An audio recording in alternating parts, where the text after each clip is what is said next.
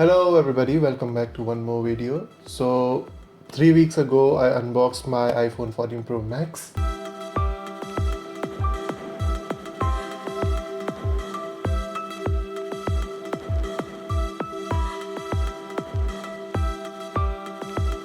And my experience with iPhone for the first time, this is my first iPhone, actually my first Apple product, has been kind of mixed, and we're gonna straight up jump into the negatives.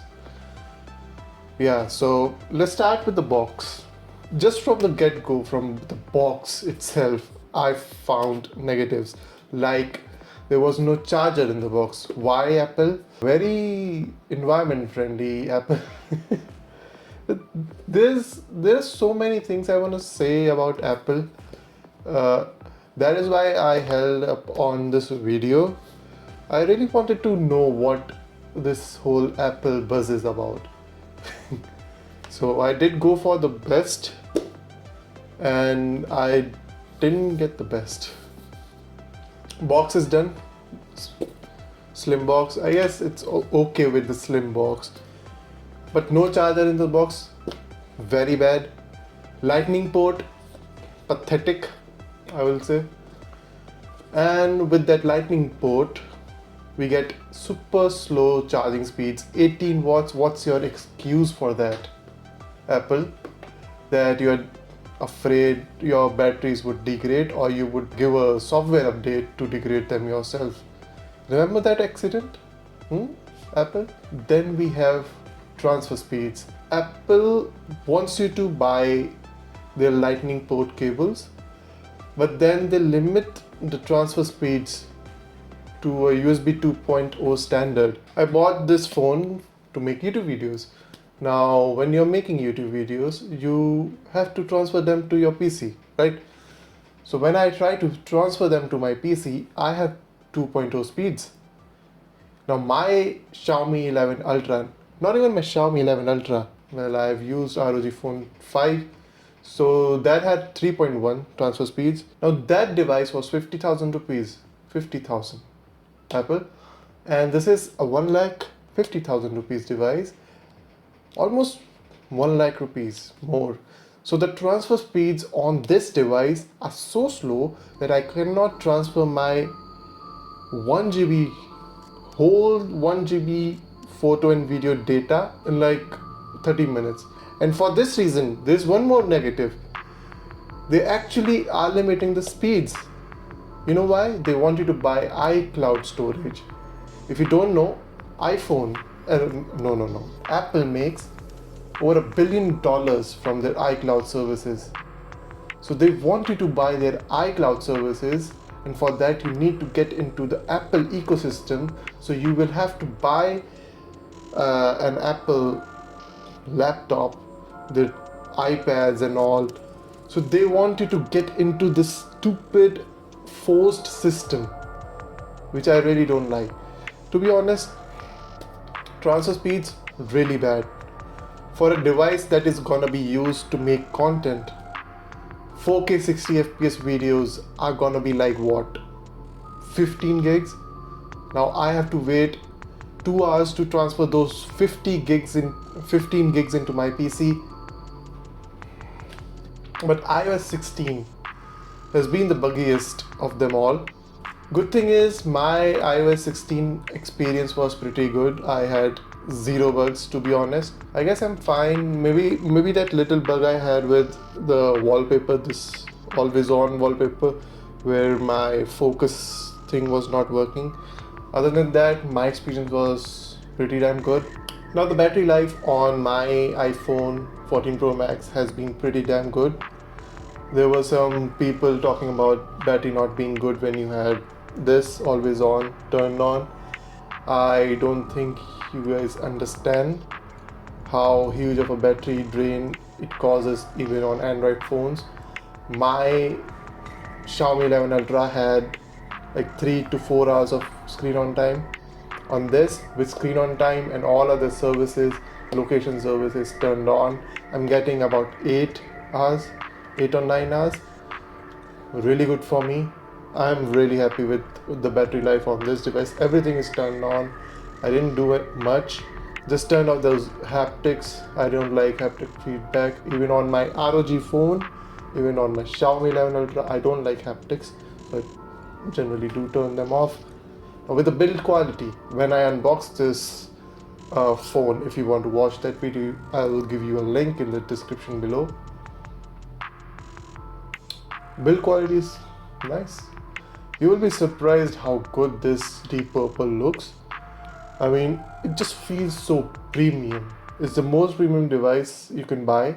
Let's talk about UI. To go back from this screen, I can do this. No. I can do this. No. I have to swipe from down to go back. Now, to some people, it can be bad. For me, it is bad. I want that ability to swipe to go back. So if they can add this, it would be really good. Talking about bad things, let's continue. Now, this control center. I think it's the best control center in all smartphones. But there is just one thing it should have. It should have a settings icon. So when I swipe down, I can actually go into the settings of this phone instead of touching the settings icon. I really want to do that from my control center. One of the biggest gripes that I have with the general usage of this phone is the security is really nice. You have this biometric unlock thing. Now, after unlocking your device is basically unlocked for everything. Your apps are unlocked. Everything is unlocked. There is no app lock on iOS. I don't know why. There was some method by which you can do something, but I don't want that. I want a proper app lock system. Just give it to us, Apple. Now the next thing is about the settings area. If you go into sound and haptics, you need to have all your sound settings in sound and haptics. Now for headphones, those settings are now inside accessibility. Why can't those sound settings be inside the actual sound area? Why are display settings not in display and are inside accessibility? So there's this small things about iOS I don't like currently. It took me a long time to get used to it, and the biggest one was WhatsApp chats not transferring. Now, I didn't know about that. I was actually recording when I was unboxing this phone, so I set it up completely. There comes one pop-up now on your Apple device to transfer your data from Android. If you're not recording with your phone, you need to tap on that so that your WhatsApp chat can transfer into your Apple iCloud services, which didn't happen. So I had to reset my whole phone and do it all over again. So remember to use transfer to iOS app they have launched for Android. You cannot just import your contacts from a VCF file. It doesn't happen in iOS. This might be the dumbest thing Apple has done. Hear me out. On every single Android phone, you can turn it off by holding this button, the power button. Now this phone cannot turn off. I was actually scared. Why is my phone not turning off? Why can I restart my phone? I was so scared that I wanted to contact customer support. Now I learned that you cannot really turn off your iPhone without pressing volume up and power button. Now by doing that, now you can turn off your phone. Now to restart your phone, there is even more work to be done. you need to press volume up, volume down, and then hold your power button, and then you can this is madness, Apple. Just let us restart or turn off our phones like normal things. Why does it have to be so complicated in Apple? I have no idea. Definitely, if you're coming from Android to an Apple device, you're gonna see a lot of bad things. And there is not really anything special about iPhone.